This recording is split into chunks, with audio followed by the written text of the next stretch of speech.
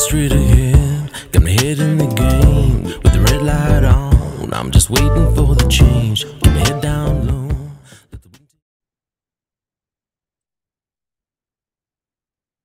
Okay, quick couple of stories I want to get through. Uh, you know, it happened in well before the pandemic. Okay, if I can say that on here, before all that came, the so-called experts, they were already talking about it. They were basically projecting what was going to happen, and it's all just one big crazy coincidence that they happen to be planning for a global pandemic just before the global pandemic actually happened.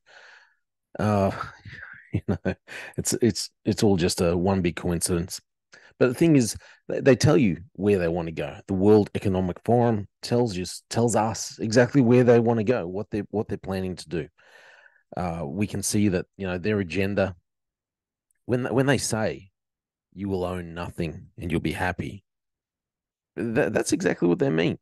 You're going to own nothing, and they expect you to be happy because they're telling you to be happy. Uh, when they tell you that uh, climate change is going to affect everything, or the climate crisis is going to affect everything in the way we live. And it's not because the climate itself will change. It will, and there will be no actual climate crisis, but they will bring upon us this crisis whether we want to or not. And they tell us that this is where we're going. They're using the climate agenda as an excuse to bring about their own agenda in reality. But my point is that they actually just tell us beforehand. They keep pointing it all out, and they tell us where we're going, what they're doing, and make us feel comfortable. And everyone kind of gets the gist. Oh, yeah, okay. So they start waiting because they're constantly told, they're constantly fed this narrative that we're heading down a dark path, a bad road, and they all feel comfortable. We all tend to feel a bit more comfortable about it because the organizations like the WEF and WHO and all that kind of stuff, the globalists all talk about it. So then we all start feeling a bit more comfortable about it. And then when they change, when they move on their not so hidden agenda, well, then we don't say anything. Now, as I've also spoken about beforehand, I very much believe I'm a what you would call, I suppose, a born again Christian. Very much believe, and the reason why I am a Christian is because not just because not just because it's a family thing or a traditional thing or anything like this, but the Bible, I think it not I think it does. It proves itself. The Bible proves itself because it predicts the future. It's what's called Bible prophecy. So one thing is that you can see in Bible prophecy, the Bible predicted.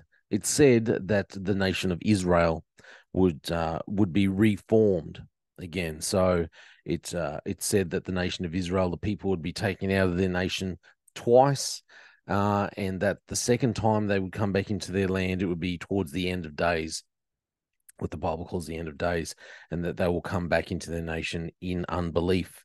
And as we saw in 19, well, we didn't see it, I wasn't alive then, but as we can see in history, factual history, the nation of Israel was reformed again in one day in 1948. Came about just over 70 years ago now. So we've seen that actually happen, and it happened twice. It's in Israel's history, proven history. That's just one thing. Anyway, I think, not I think, there is very much a lot of proof, okay, that what the Bible says, what the Bible's predicted from things from the past, we've seen them coming to light, coming to pass in our history. Now, the Bible also makes some pretty out there predictions about the way the world is going to go. That we're going to have like basically a financial crisis, financial meltdown. We're going to have we're going to end up with a global government. We're going to end up with people that just want to rule the world themselves. We're going to end up with one world ruler, one world leader.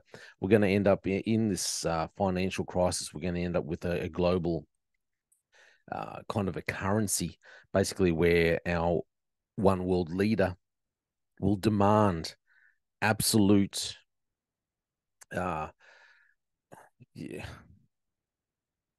will demand that we follow him, that the Earth's population follow him absolutely. No questions asked, and that the Bible says you will not be able to buy or sell. Now, I get it. A lot of people don't want to hear all this stuff. It's funny because people will talk about spiritual things. People will talk about aliens, uh, which, the whole alien thing. Actually, I think I've always thought this for a long time. Anyway, that the aliens are actually this. It's spiritual. It's very spiritual, but people will talk about aliens, people will talk about spiritual things, people will talk about manifesting, all this kind of thing, but they don't like to talk about the Bible.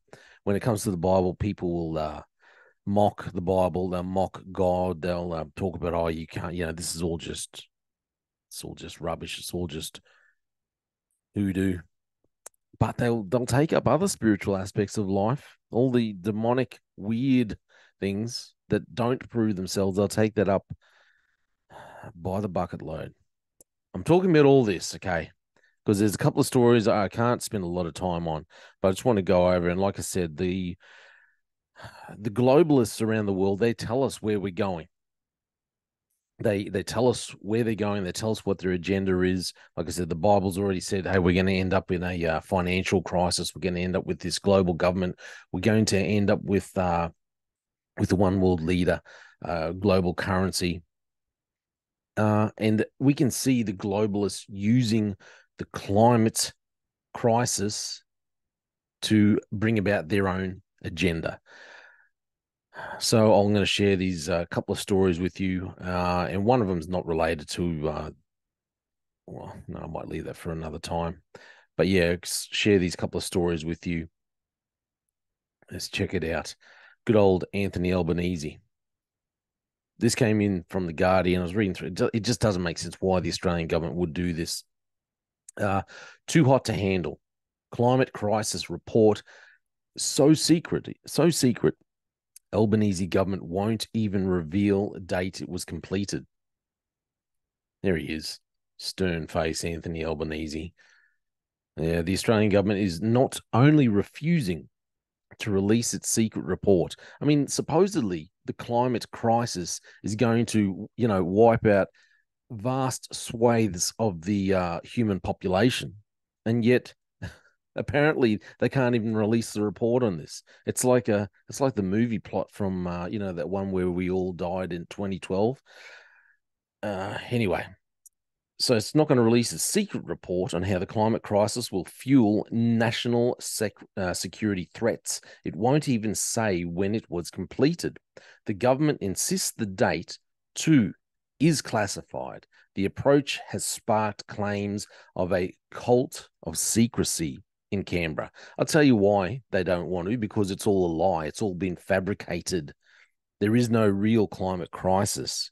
Remember this narrative has been about for the best part of a century now.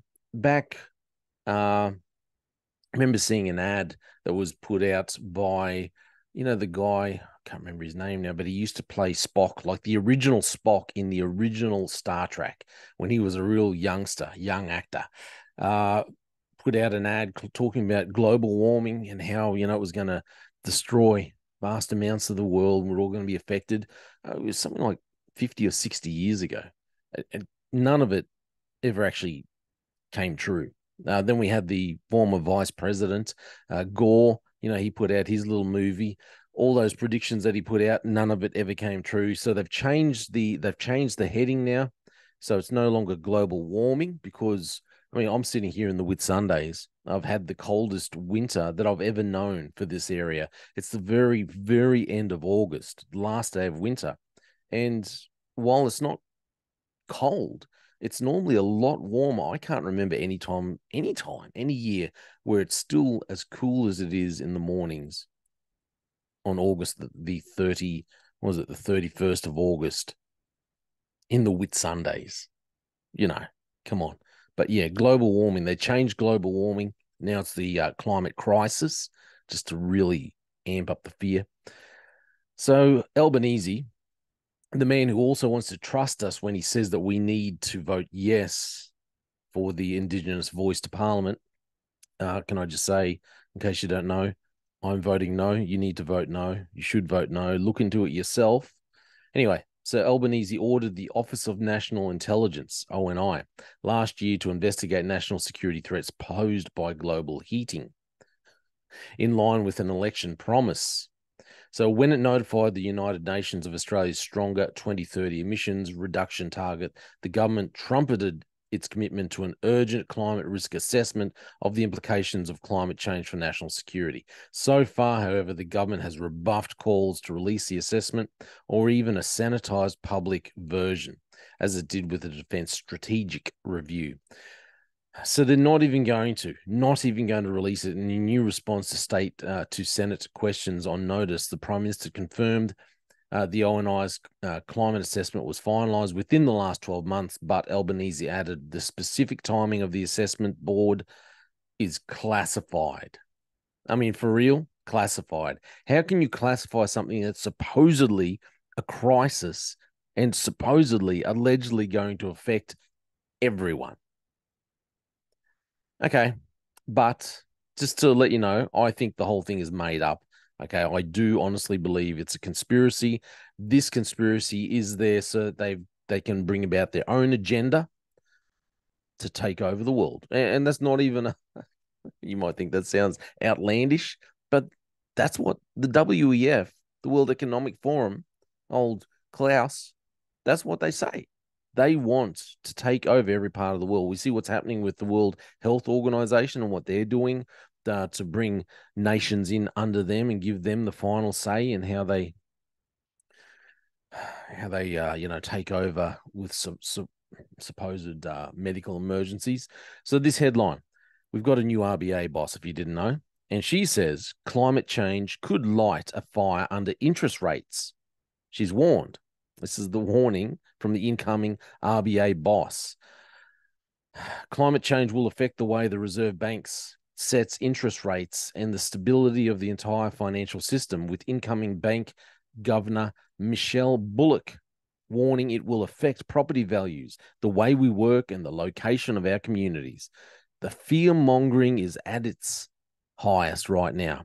So don't be confused for 1 second. When she is saying it will affect the way the Reserve Bank sets interest rates, she's guaranteeing this will see interest rates rise. That's what will happen. They are doing this on purpose. Albanese, Michele Bullock, they are purposely demolishing our economy, purposely demolishing our economy. That's exactly what's happening, and they're using the climate crisis agenda as an excuse to do what they want. And the reason why they're trying to destroy our economy is so they can bring in the global economy. That is the whole point of it. So Bullock, speaking at the Australian National University in Canberra on Tuesday evening, said increased variability to Australia's climate would make it more difficult for the bank to set monetary policy. She's laying the groundwork. She's telling you this is what's gonna happen. You're all going to end up broke. We're just going to keep raising interest rates and making it harder and harder. And they're going to use climate crisis as their excuse. Central banks around the world are increasingly focused on the possible fallout from climate change and how it will affect business operations, the risks faced by the finance sector, such as insurers, and the possible collapse of valuations for certain assets. The Northern Hemisphere is sweltering through record-breaking heat waves. That's a load of rubbish. With severe bushfires in Europe and North America. Those bushfires in Europe, North America, it's the same as the bushfires that we have here in Australia. We always have these bushfires. People get up there and talk about climate change, and then they always breeze over the fact that these bushfires are started on purpose by human beings. It always comes back to nufties up there in the hills setting the ground on fire. Nothing to do with climate change. And if it does happen spontaneously, it's because of a lightning strike or something. The World Meteorological Precious. Another day I can't talk properly. Organization declared July the hottest month on record, driven by soaring ocean temperatures, which Australia's Bureau of Meteorology forecast will result in a hot, dry summer for the eastern seaboard. Bullock, who will take over as governor from Philip Lowe next month, was interrupted by protesters complaining about the central bank's role in job losses through its aggressive tightening of monetary policy ahead of her speech. Like I said, they are telling us where they're going. They are bringing about an economic crisis. They are purposely collapsing our economy. We have a housing crisis. The government allows more immigrants to come in. We see all these homeless people getting around, people devastated by some of the house losses, home losses down south after flooding. And yet we have a rental crisis. And what's the government do? Say, hey, we should allow all the international students to come back in. Make it even worse. We should just open the doors for migrants to come in from over in China and buy up all the properties, because we don't want house properties to go down because all the other people are struggling. We want to keep pushing the house prices up, so we'll bring in all these rich immigrants, because the Chinese economy is failing. So all the people with money are getting out, if they can, if they're allowed to, coming over to places like Australia and buying up houses, pushing up our house prices. And the Australian government is complicit in the whole thing. Just going to end it here. Like I said, people out there up me for talking about Bible stuff. The reason why I believe in the Bible, the reason why I talk about it, is because it's proven itself over and over again. The Bible's already predicted that these things will happen. You've got to read the whole thing. It is fascinating where it says the world is going. We're going to end up with a one world government. We are going to end up with a financial crisis, a global financial crisis. We are going to end up with a one world economic system, and not like the economic system we have now, but that's controlled by a one world government.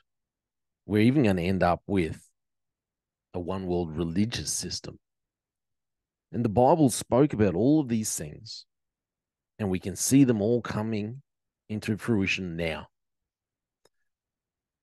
Hey, before I go anywhere else, just let you know, I put another video up, podcast up, but I didn't release it on YouTube because YouTube just won't let it go out anyway. So what's the point? So I put it up. It's just on the Spotify and Apple Podcasts and all that stuff. What else have I done? Also, you'll notice that I've changed the heading on my Zoom here. So I'm just the Slippery Slope podcast. I've also put up my pronouns here, just next to it in brackets. So if you'd like to tell me what your pronouns, please feel free. Put it in the comments. But, respect the pronouns. Hey, this is all my opinion. Let me know what you think. I'm Jay Fallon. Thanks for listening to the Slippery Slope. They just fuel a desire that will take me higher.